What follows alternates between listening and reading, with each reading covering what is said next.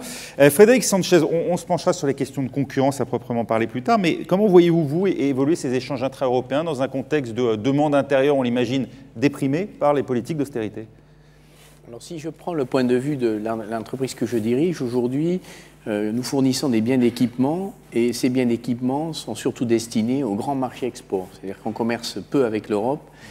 On fait de l'amélioration sur des équipements existants en Europe, mais nous exportons dans les zones en développement, les émergents et les États-Unis. D'ailleurs, le taux de croissance de 1,5% aux US me paraît faible. Nous, le sentiment que l'on a, c'est que ce marché est très bien orienté et qu'il croîtra probablement aux environs de 2, voire légèrement au-dessus de 2. Donc, je n'ai pas tout à fait la même perspective que vous. Sur l'Europe, il est clair que les marchés se réduisent, a fortiori dans le domaine de l'investissement, qui est une des variables de la croissance pour nos métiers, et que la dimension compétitivité, coût et prix est de plus en plus forte. Et qu'on voit la France prise dans un chemin très étroit entre, d'une part, la compétitivité allemande et les Allemands qui sont très présents sur nos métiers, je parle de FIV, et puis les pays du Sud, et en particulier de l'Espagne, qui sont en train de restaurer une partie de leur compétitivité coût et qui redeviennent agressifs. Je vous donne par exemple un exemple. Dans le domaine de l'aéronautique, nous fournissons de la machine-outil pour Airbus et ses sous-traitants. Et aujourd'hui, le principal concurrent n'est plus un concurrent allemand, mais c'est un concurrent espagnol, pardon. Les Japonais étant bien sûr présents aussi sur le marché. Et donc, un marché qui se restreint et qui va être de plus en plus concurrentiel avec une compétitivité qui s'améliore dans les pays du Sud et une compétitivité qui reste très forte en Allemagne. Donc nous devons réagir. Alors, les mesures qui ont été prises, mais Louis en parlera tout à l'heure, vont dans le bon sens. Elles ne me paraissent pas tout à fait quand même à la hauteur des enjeux auxquels nos économies sont confrontées et nos entreprises sont confrontées. Alors après, les leviers que constituent l'innovation, la qualité, le service, etc., sont de réels leviers d'amélioration de notre positionnement compétitif, mais tout ceci prend du temps.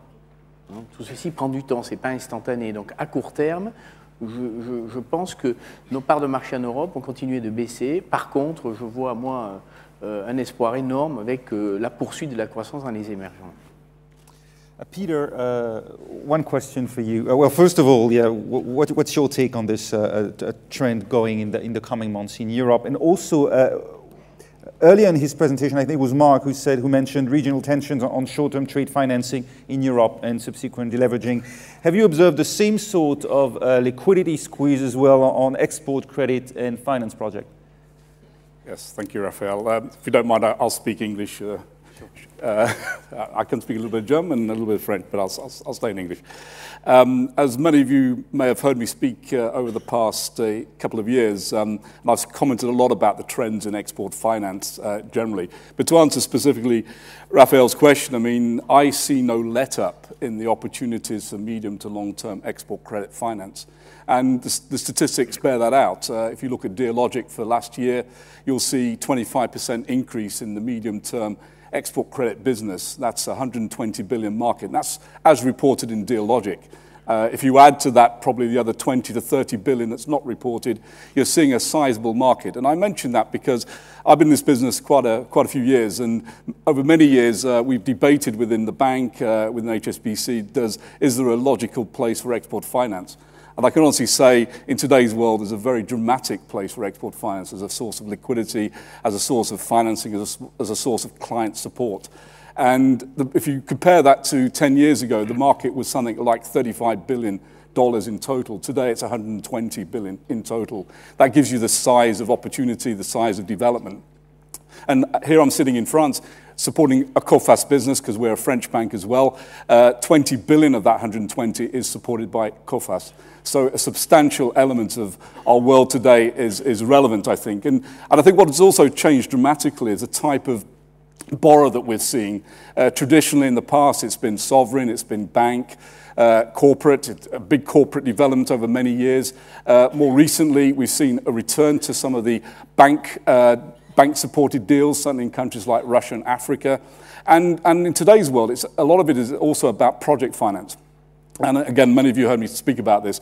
5 years ago, project finance was probably had about 20% ECA support. In today's world, it's 80% of all project financings have ECA in there as part of that evolution. Now, that filters down into all the other ends of the ECA world, whether it's the smaller end, whether it's support for the SMEs. But there's no doubt, if I take France as the example, where you have some big exporters here, very successful in the world, and have tremendous support. And one of those elements of support, as well as the ECA support, is the element of pricing. The stabilization of premium rates, extremely important. They've been very stable through these last 5 years post-Lehman's. And on top of that, the direct lending programs of most of the countries in Europe and indeed the world are very significant today. It helps the liquidity point. Est-ce qu'il y en a de vous réagir justement sur ces questions de financement et il vous marque et évidemment sur les causes de ces questions. On se pose évidemment la question de Bâle III et des problématiques de capitaux propres. Non, ce qu'on observe, c'est qu'effectivement, il n'y a pas d'export credit crunch, enfin, je crois que c'est ce que Marc Auboin a dit, mais il y a quand même des changements, c'est-à-dire qu'à l'intérieur de l'export credit, on voit effectivement, disons que des banques traditionnelles en Europe baissent en volume. Enfin, il y a eu des données du FMI qui étaient très très claires depuis maintenant 2008, et il y a un boom, par contre, des financements long terme des banques asiatiques, et notamment des banques japonaises. Et apparemment, les bilans des banques japonaises ont littéralement explosé. Donc il y a quand même quelque chose qui se passe structurellement, qui est lié quand même, et la base de ça, c'est bien sûr les difficultés des banques européennes, Bâle III, la crise de liquidité, la crise souveraine, qui font qu'il y a des réductions de bilan qui sont nécessaires.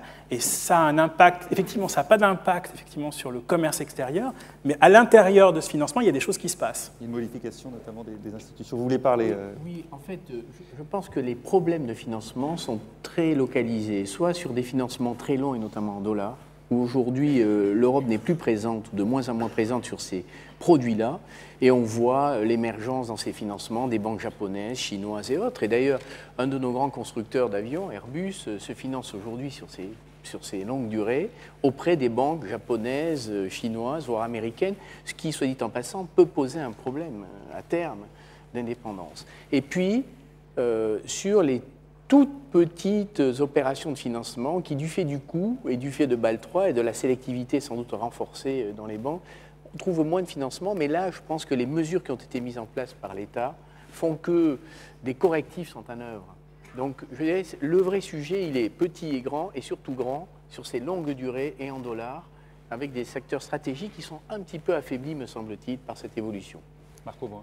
Oui, Pascal Lamy, avec Pascal Lamy, nous avons un groupe d'experts en financement du commerce et nous avons un petit peu tous les grands acteurs, les banques, les assureurs crédits, les multilatéraux. Et ce que nous faisons généralement un tour de marché, et ce que les gens du marché disent actuellement, c'est que le marché est financé, avec des tensions évidemment en Europe sur le long, etc. Mais grosso modo, le marché est financé et que les prix sont plutôt à la baisse, ce qui veut dire que dans un marché où le système bancaire, dans sa part du PIB, baisse, et c'est normal d'un point de vue cyclique, je l'ai dit, hein, le système bancaire a trop prêté dans des endroits peu sûrs, eh bien, on revient à un modèle de banque qui est plus soutenable et on se rend compte que le financement du commerce est une activité d'avenir avec peu de risques, faiblement rémunérés, mais avec peu de risques. Et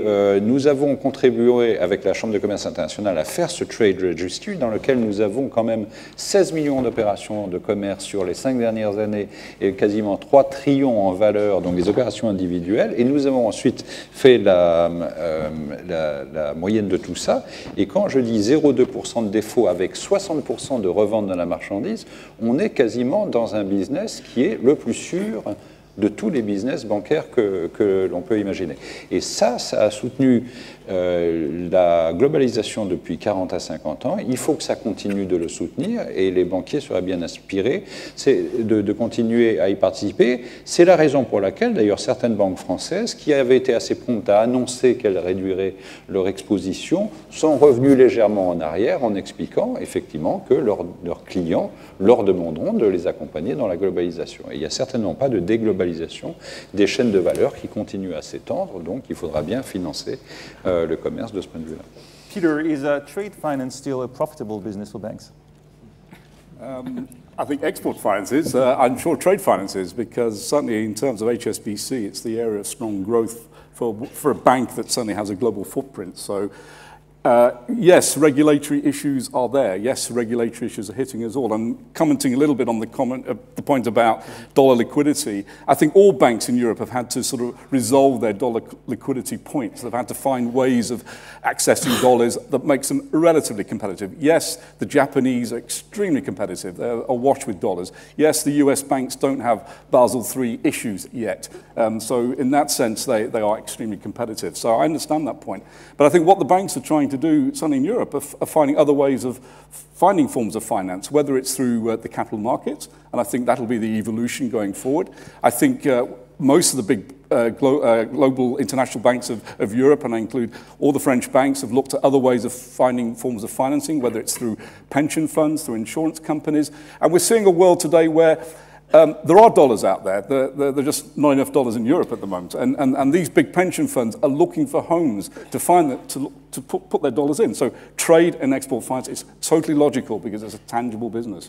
So yes, we're in a little bit of a nexus at the moment. And yes, the Chinese banks, to some extent, are, let's say, open checkbook, but they're not as open as they were a couple of years ago, in my view. So I think we've all regrouped a little bit, and I think the dollar liquidity is an issue, but I think we're all coming to terms with that and finding solutions to support our big clients.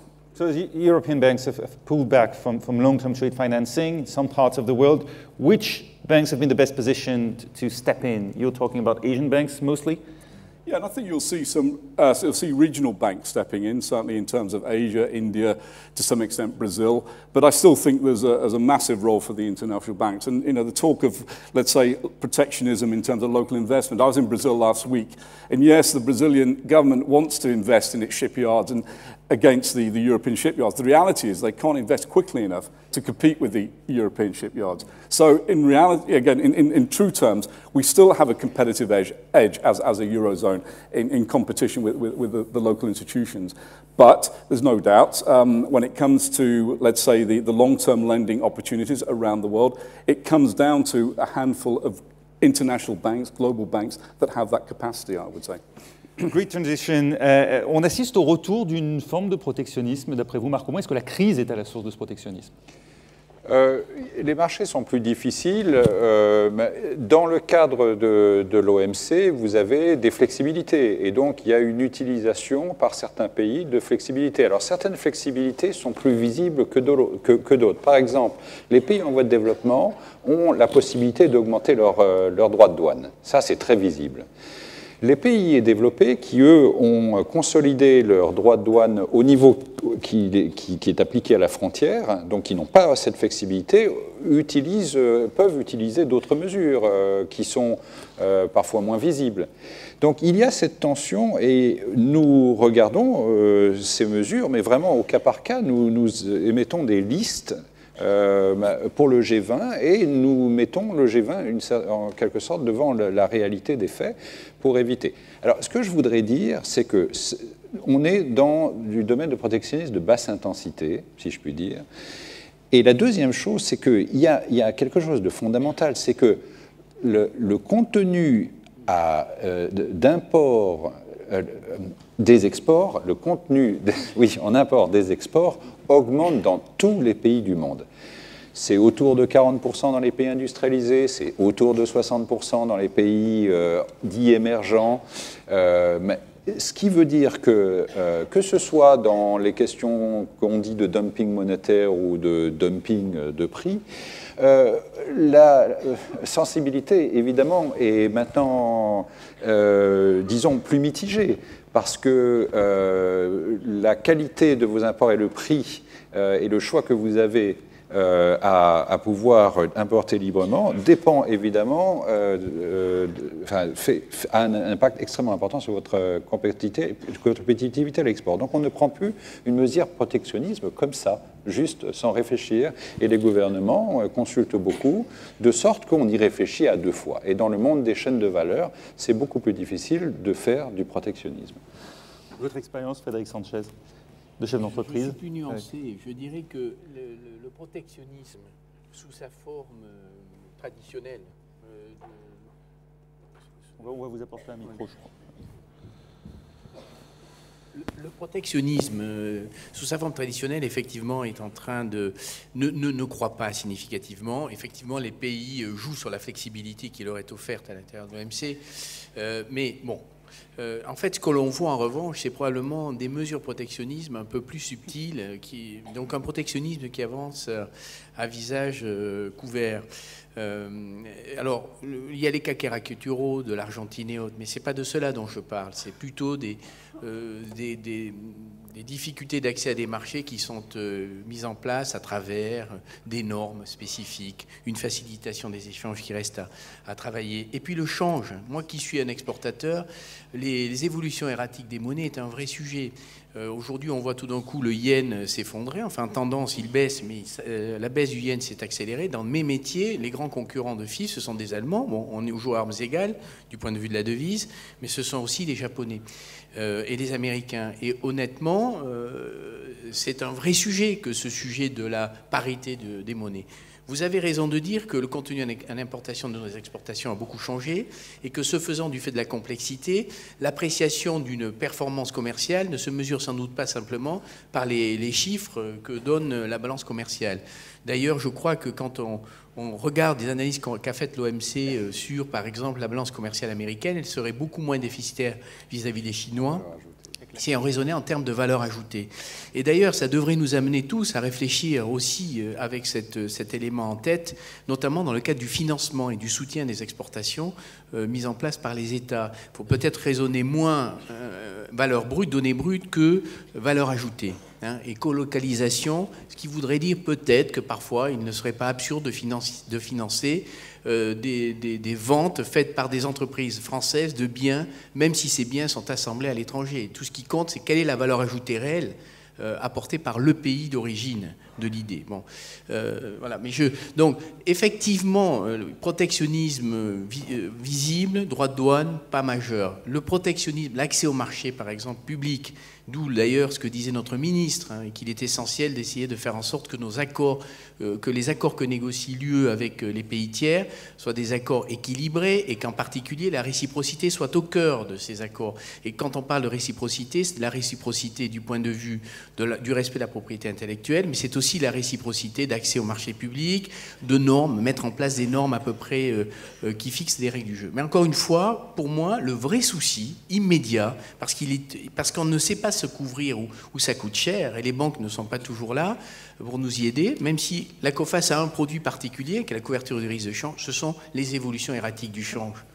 À partir du moment où vous faites une offre à un moment donné, et que derrière, vous prenez cette affaire et qu'entre-temps, vous n'avez pas pu vous couvrir parce que les options coûtent très cher, que le jour où l'affaire se met en vigueur, le taux n'est plus le même, ben vous perdez ou vous gagnez de l'argent. Et il y a un aléa qu'on ne sait pas couvrir et ces évolutions erratiques me posent problème. Les évolutions erratiques de change, les pays émergents, ils n'y peuvent pas grand-chose. Quand il y a des énormes entrées de capitaux puis des énormes sorties de capitaux... Non, mais je parle moins des émergents que de nos grands... de l'euro-dollar. Ah non, pour moi, les émergents, et d'ailleurs...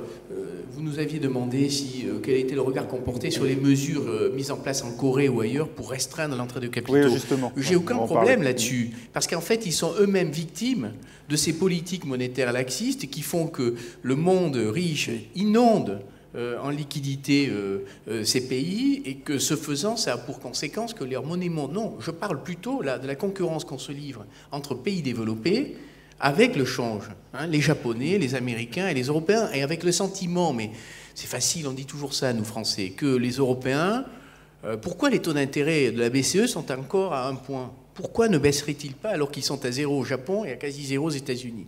Moi, je ne comprends pas. Et je pense qu'on n'utilise pas assez l'arme monétaire au niveau européen. Voilà. Mais en fait, toujours est-il qu'en tant que chef d'entreprise, ça, c'est un vrai problème de court terme qui me préoccupe davantage presque que les problèmes, les mesures protectionnistes. La bonne façon de répondre aux mesures protectionnistes, et peut-être au change, c'est sans doute de s'implanter dans ces différents territoires, mais ça coûte cher. Marc, comment vous vouliez Oui, deux petites choses. La première, c'est au niveau donc, du protectionnisme. Évidemment, ce qui tient du protectionnisme, et qui d'ailleurs est donc référencé, puisque j'en parlais même au niveau de l'OMC, ces listes sont publiques, est également référencé au niveau de l'ouverture des marchés. On n'en parle pas suffisamment, mais je vais vous donner deux exemples. Premièrement, on dit « Ah, l'OMC, le cycle de Doha est bloqué ». C'est vrai qu'il est bloqué depuis un petit moment, mais la fin du cycle d'Uruguay, qui date de 1994, sachez que la fin de sa mise en œuvre date de 2005-2007. C'est-à-dire qu'on vient juste de finir de l'appliquer. Donc on a libéralisé pendant tout ce temps-là. Mais en plus, depuis, nous avons fait rentrer la Chine à des conditions, la Chine, l'Ukraine, le Vietnam et bien d'autres marchés à des conditions bien plus libérales que l'acquis OMC, puisqu'il y a un acquis OMC comme il y a un acquis Union européenne, et que ça, si vous le mettez d'un coup, si vous le rassemblez, on n'en a pas fait une étude économique aussi poussée que ça, mais ça peut valoir pas loin d'un round de négociation en soi. Donc pour les opportunités de marché que ça présente. La deuxième chose sur le dumping monétaire, on est en train d'en parler à l'OMC. Pas sûr qu'on puisse régler le problème, puisque c'est un problème de désorganisation d'une certaine manière du système monétaire international, c'est-à-dire que depuis la fin de Bretton Woods, les monnaies fluctuent beaucoup plus. Il y a également des mésalignements qu'on ne sait pas corriger, ou en tout cas, si les règles existent, il n'y a pas le mécanisme de mise en œuvre de ce fameux article 4, donc, qui demande à ce que les pays n'utilisent pas les dévaluations de manière compétitive et unfair. Hein. Mais la question est de savoir, est-ce que, des mesures de protectionnisme commercial, c'est la bonne réponse à une question qui est fondamentalement monétaire, c'est la question dont on discute, pas sûr que ce soit le cas. La deuxième question, c'est est-ce que l'OMC est l'institution pour résorber ou résoudre les choses qui n'existent pas au FMI. Et ça, c'est une autre question systémique qui fait l'objet d'un débat actuellement à l'OMC. Alors Yves, justement, la question du contrôle des capitaux et évidemment son pendant, c'est-à-dire les politiques monétaires excessivement expansionnistes. Avant de répondre, rebondir sur l'histoire du protectionnisme, l'idée je suis tout à fait d'accord, c'est vrai que les indicateurs de l'OMC ne sont pas extrêmement inquiétants quand on regarde les flux, mais il me semble bien que l'OMC quand même donne quelques limites sur le fait qu'il y a quand même un stock de mesures protectionnistes depuis la crise de 2008 qui est là quand même et qui ne baisse pas, qui ne se résorbe pas. Deuxièmement, ça concerne le G20. Et puis, mais il est vrai aussi qu'avec la décomposition des processus productifs, effectivement, c'est beaucoup plus complexe de faire du protectionnisme efficace. Néanmoins, quand même, je trouve qu'il y a quelque chose qui se passe dans les pays émergents au niveau du protectionnisme. On voit quand même beaucoup de mesures de type plan d'infrastructure réservé à la production nationale. On voit aussi extension des licences d'importation, donc barrières administratives aussi, beaucoup. Et ça, c'est un mouvement quand même qui, alors évidemment, difficile à mesurer, mais que l'on sent, et que l'on sent aussi parce que quand à COFAS, on rencontre des chefs d'entreprise, c'est quelque chose dont ils parlent beaucoup, parce qu'il y a ce problème qui se pose à eux. Et puis j'ajoute quelque chose d'un peu plus profond, qui est quand même le grand changement dans les pays émergents, qui est la volonté d'auto-centrer leur régime de croissance, d'être beaucoup moins dépendant des autres, et notamment pour les secteurs des biens d'équipement. Je suis très frappé, par exemple, qu'au Brésil, sur toutes les questions d'infrastructure, il y a vraiment la volonté claire du gouvernement brésilien d'avantager pour développer les secteurs avec des financements réservés. Donc le BNDES finance, mais à condition que les biens soient fabriqués et conçus dans le pays. Au Brésil. Donc c'est une manière indirecte de nous empêcher d'exporter. Donc il faut que nous nous implantions au Brésil, sinon nos clients ne peuvent pas bénéficier de ces financements qui sont tellement favorables que de fait ça devient déterminant pour eux. Et donc c'est un peu exactement ce que je voulais dire. Et d'une certaine manière, je trouve que le tabou du protectionnisme a un peu sauté dans les pays émergents. Je trouve qu'il y a l'idée que la mondialisation est peut-être un peu moins bénéfique, ou en tout cas on est plus pragmatique vis-à-vis de la mondialisation qu'on l'était, parce qu'elle était effectivement porteuse de croissance.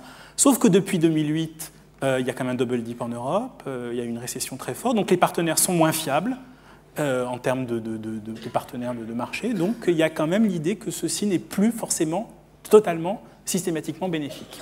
Maybe a word by Peter about how these measures affect the finance schemes. Well, point I was going to make, and if I may follow some of the points about BNDES and the Brazilian scheme, I mean, this is, again, where the ECA role is so important in terms of supporting, the competitiveness of the exporting world out of Europe. Why does Germany succeed? Why does Italy succeed? Why does France succeed? Because it has fantastic products, fantastic exporters. But the finance supporting those products is essential, I would suggest. So, for instance, in Germany, they have a KfW. They have an ability to compete with Pfandbrief in terms of, okay, albeit in euro terms, but very cheap financing.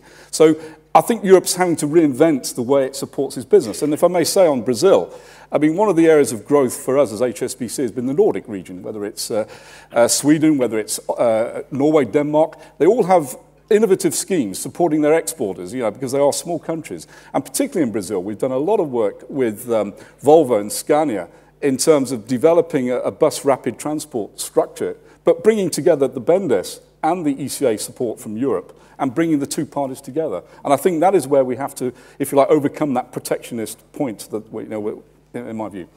Marco Boin. Si. C'est intéressant dans les opportunités. Non, mais dans les opportunités et challenges de travailler dans les pays émergents, le Brésil offre un certain nombre de contrastes intéressants. Il y a des financements privilégiés. Dans le règlement des conflits, j'observe que ces financements au commerce font partie et sont complètement intégrants de l'accord sur les subventions qui est utilisé notamment dans le financement au règlement des conflits, dans le financement, pour les questions de financement de grandes infrastructures. On a un cas Airbus-Boeing bien connu, mais il y a eu un cas avant qui concernait justement la société financière dont vous parlez, pour les avions de transport, donc Embraer et Bombardier. Donc ce sont des choses qui sont regardées. Et effectivement, compte tenu de la capacité et des réserves de change, la capacité de financement et des réserves de change de certains pays émergents, ce sont des choses qui sont effectivement regardées. Donc, pour également parler des opportunités, au Brésil, Vallourec a fait le plus gros investissement en 2012 pour construire des tubes pour exploiter demain le pétrole brésilien. Donc il y a aussi l'opportunité d'aller donner la technologie pour exploiter des ressources très importantes et un vrai besoin pour notre technologie. S'implanter plutôt qu'exporter, voilà. C'est ce que vous m'aviez dit, Frédéric Sanchez, en préparation de cette table ronde. Moi, je suis convaincu d'une chose, c'est que quand on a les moyens, encore faut-il avoir les moyens. Et donc, mais même une PME qui fait 50 millions d'euros de chiffre d'affaires, je crois que ça doit être sa stratégie.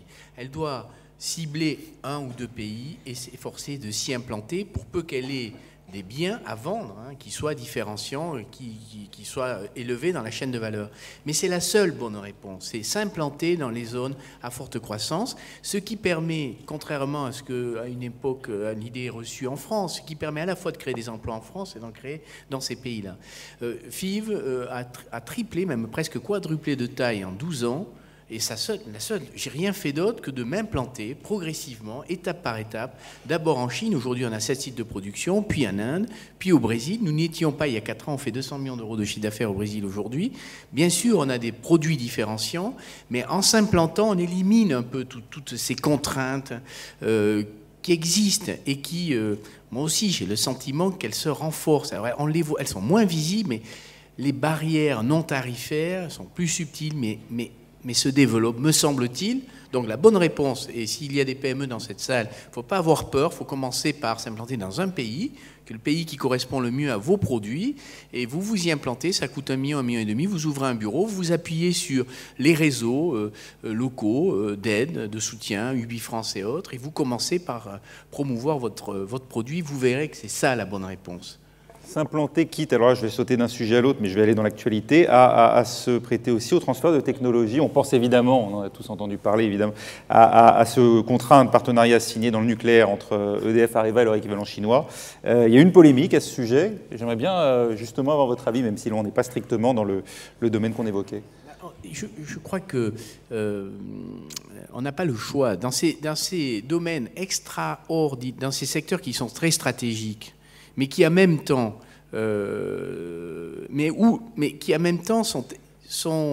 je veux dire, si vous voulez vous implanter en Chine, dans ces secteurs stratégiques, il faut accepter des transferts de technologie. Voilà. Et il faut continuer à travailler sur de nouvelles innovations. Si vous ne le faites pas, d'autres le feront et vous perdrez ces marchés. Donc moi, de façon pragmatique, je me dis que nous faisons nous-mêmes cette démarche. Nous essayons de distinguer clairement ce qui est notre vrai savoir-faire. Nous, ça se trouve dans les automatismes, la régulation, ce qu'on appelle les niveaux 2 ou 3. On essaie de garder ces niveaux 2 et 3 en France et on transfère le reste, en se disant que demain, on continuera à faire évoluer nos technos.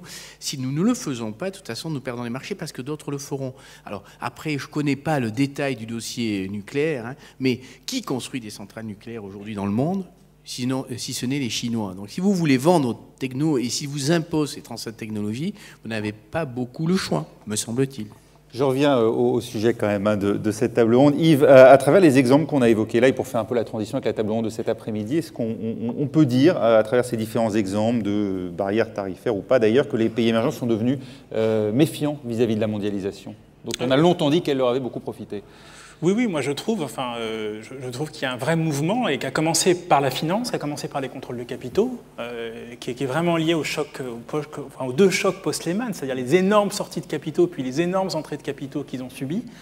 Et je crois que le grand changement qui s'est passé dans les pays émergents, c'est que ce qu'ils ont réalisé, c'est que ce qui se passait n'était pas de leur faute. La faute était ailleurs, ce qui change complètement par rapport à la période précédente. Et c'est pour ça que derrière toute la doctrine suit, c'est que la légitimation des contrôles de capitaux elle est beaucoup plus forte aujourd'hui, puisqu'en gros ils subissent des choses. Ce qui s'est passé chez Lehman, c'est pas le problème du Brésil. D'ailleurs, c'est bien ce qu'ont dit les Brésiliens. Donc il y a maintenant effectivement eu un développement des contrôles de capitaux qui a pris plein de formes différentes selon les objectifs de chaque pays émergent, les Brésiliens mettant des taxes à l'entrée, certains plutôt en utilisant les problèmes de convertibilité des devises, limitant la convertibilité, d'autres utilisant des réglementations prudentielles sur le système bancaire, c'est le problème des Coréens, d'avoir un système bancaire très très exposé aux devises. Donc il y a du grand pragmatisme, mais il y a un vrai mouvement, et puis la doctrine a suivi, le FMI a sorti un papier finalement, et en disant, dans certains cas, maintenant il est légitime de mettre des contrôles de capitaux, en avançant d'ailleurs plus que le papier précédent, puisque dans le papier précédent il disait c'est juste pour des rustines, et puis maintenant, sous la pression d'ailleurs très forte des pays émergents, qui disent non, ce n'est pas qu'une rustine, et c'est un peu l'idée de Stiglitz qui est de dire la question de la régulation des marchés financiers, c'est pas juste une rustine, c'est quelque chose qui doit être profondément intégré dans la logique des marchés financiers. C'est important. Et puis maintenant vient la question aussi des biens. Je pense qu'avec effectivement tout ce qu'on a dit aussi, il y a un peu plus aussi, je dirais, il n'y a pas une remise en cause de la mondialisation, mais il y a un peu plus, je dirais, de pragmatisme et d'intérêt bien compris, je dirais, chez les pays émergents, alors qu'avant, il y avait vraiment l'idée que la mondialisation, c'était avant tout un vecteur de croissance et qu'il fallait jouer le jeu à fond. Je trouve que c'est beaucoup moins le cas maintenant.